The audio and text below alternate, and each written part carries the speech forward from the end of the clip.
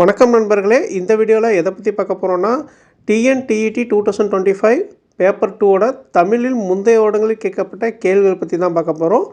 இதில் first question பார்த்தீங்கன்னா, பூக்களில் சிறந்த பூ பருத்திப்பூ என சொன்னவர் யாருன்னு கேட்டிருக்காங்க.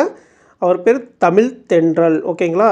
அடுத்தது, அண்மையில் கண்டறியப்பட்ட திராவிட மொழிகளில் இடம்பெறாத நடுத்திராவிட மொழி எது அப்படின்னு கேட்டிருக்காங்க.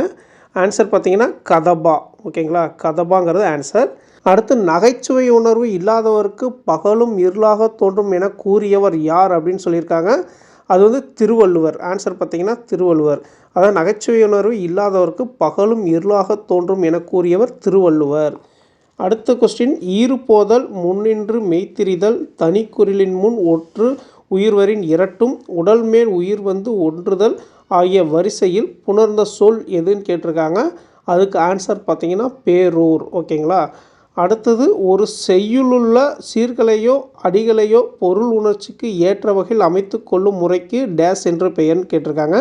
அதுக்கு என்ன அப்படின்னு பார்த்தீங்கன்னா பொருள்கோள் அப்படின்னு பெயர். அதாவது ஒரு செய்யுளோட சீர்களையோ அடிகளையோ பொருள் உணர்ச்சிக்கு ஏற்ற வகையில் அமைத்து கொள்ளும் முறைக்கு வந்து பொருள்கோள் என்று பெயர்.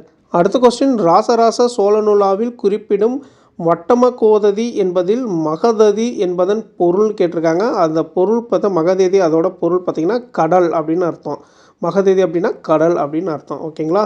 அடுத்த கொஸ்டின் பார்த்தீங்கன்னா, பெரிய புராண இயற்கை காட்சியில் வாழை மீன்கள் எம்மரங்களூடே பாய்ந்தோடும்னு கேட்டிருக்காங்க. அதுக்கு ஆன்சர் கமுகு. ஓகேங்களா, கமுகு தான் ஆன்சர். அடுத்து, ஊர் சூழ்வரி இதில் வரி என்பதை எதை குறிக்கும்னு கேட்டிருக்காங்க. வரி அப்படின்னா இசைப்பாடலை குறிக்கும். இசைப்பாடலை குறிக்கும். அடுத்து பார்த்திங்கன்னா, துலங்கு இமிழ் நல் ஏற்றினம் பல களம்புகம் மன்னர் வனப்பு ஒத்தன. இந்த பாடல் வந்து இடம்பெறும் நூல் எதுன்னு கேட்டிருக்காங்க. இதுக்கு வந்து கலித்தொகை. ஓகேங்களா, கலித்தொகையில் தான் இந்த பாடல் இடம்பெற்றிருக்கு. அடுத்து, தமிழில் இருந்தே திராவிடம் என்ற சொல் பிறந்தது என கூறியவர் வந்து ஹீராஸ் பாதிரியார். ஹீராஸ் பாதிரியாருங்கிறது தமிழிலிருந்தே திராவிடம் என்ற சொல் பிரிந்தது என கூறியவர்.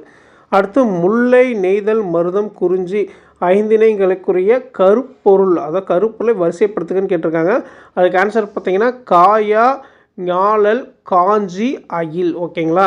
அடுத்து, பகுபத உறுப்புக்கள் ஆறும் வரும் சொல் நடந்தனன். பகுபத உறுப்புக்கள் ஆறும் வரும் சொல் நடந்தனன். ஆன்சர் நடந்தனன். அப்புறம், பெண்கள் மற்போர் கற்க வேண்டும் என்று விரும்பியவர் வந்து வைக்கம் வீரர். பெண்கள் மறப்போர் கற்க வேண்டும் என்று கூறியவர் வைக்கம் வீரர். அடுத்து, சுவாமிநாத தேசிகரின் ஆசிரியர் பேர் மயிலேறும் பெருமாள். சுவாமிநாத தேசிகரின் ஆசிரியர் பேர் மயிலேறும் பெருமாள். அடுத்த கொஸ்டின், பெருஞ்சித்திரனார் நடத்தாத இதழ் யாதுன்னு கேட்டிருக்காங்க. தாய்மொழி. அடுத்து, இலைத்தாக முள்மரம் சொல்க கலையுன்னர் கை கொள்ளும் தாழ்ந்த இடத்து. இதில் அமைந்துள்ள அணி எதுன்னு கேட்டிருக்காங்க. பிரிது மொழிதல் அணி. ஓகேங்களா. இதில் அமைந்துள்ள அணி எதுன்னு கேட்டால் பிரிது மொழிதல் அணி. அடுத்து, தமிழில் தம் வரிசை எழுத்துக்களுடன் சேர்ந்து வராமல் பிற மெய்யெழுத்துக்களுடன் மட்டுமே சேர்ந்து வரும் மெய்யெழுத்து எதுன்னு கேட்டால் இர் இல். ஓகேங்களா. இர் இல் வந்து தமிழில் தம் வரிசை எழுத்துக்களுடன் சேர்ந்து வராமல் பிற மெய்யெழுத்துக்களுடன் மட்டுமே சேர்ந்து வரும் மெய்யெழுத்துக்கள். அது வந்து இர் இல். அடுத்து, நாளும் கிழமையும் நலிந்தோர்க்கு இல்லை ஞாயிற்றுக்கிழமையும் பெண்களுக்கு இல்லை.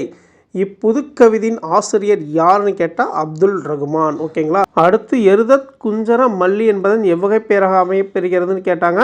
அதுக்கு பெண்பாட் பெயர். ஓகேங்களா. அடுத்து, உயிரிழப்படையின் வகைகள் வந்து எத்தனைன்னு கேட்டிருக்காங்க. அது வந்து 3. உயிரிழப்படையின் வகைகள் 3. ஓகே நண்பர்களே, இது போன்ற தமிழ் கொஸ்டின்னா அடுத்தடுத்து போட போகிறேன். ஸோ நீங்கள் நம்ம சேனலை சப்ஸ்கிரைப் பண்ணிக்கோங்க. All the best.